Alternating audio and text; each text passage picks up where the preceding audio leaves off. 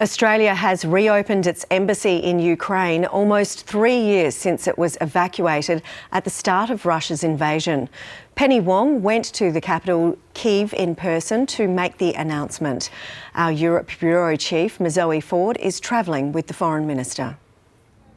Throughout this war, Russia has repeatedly targeted Ukrainian energy infrastructure to interrupt heating supplies during winter and electricity for people right across this country. So the first stop on Penny Wong's visit here to Kyiv was to an energy plant which had been bombed by the Russians to see the damage that those attacks are having. She then came back to the capital here, to the city centre, to visit a memorial for fallen soldiers and lay some flowers there. But the main reason for her first visit to Ukraine since the war began has been to reopen the Australian embassy. When Russia's full-scale invasion began in February 2022, Australia evacuated its diplomats to neighbouring Poland, and that's where they've been since. It was meant to be a temporary move, but DFAT has repeatedly said it's not safe to come back.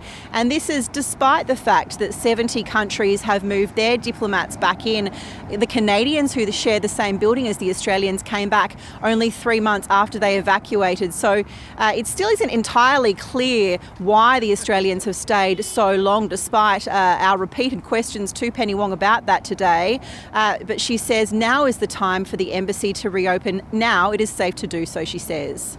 During her visit to Ukraine, Penny Wong has also announced further funding for the Save Ukraine charity, which supports vulnerable families. There'll be 80,000 Australian dollars for that charity. She also announced $66 million to go towards recovery and reconstruction across this country, as well as $10 million to help with the repair of energy infrastructure to make sure that ordinary Ukrainians can access electricity and heat.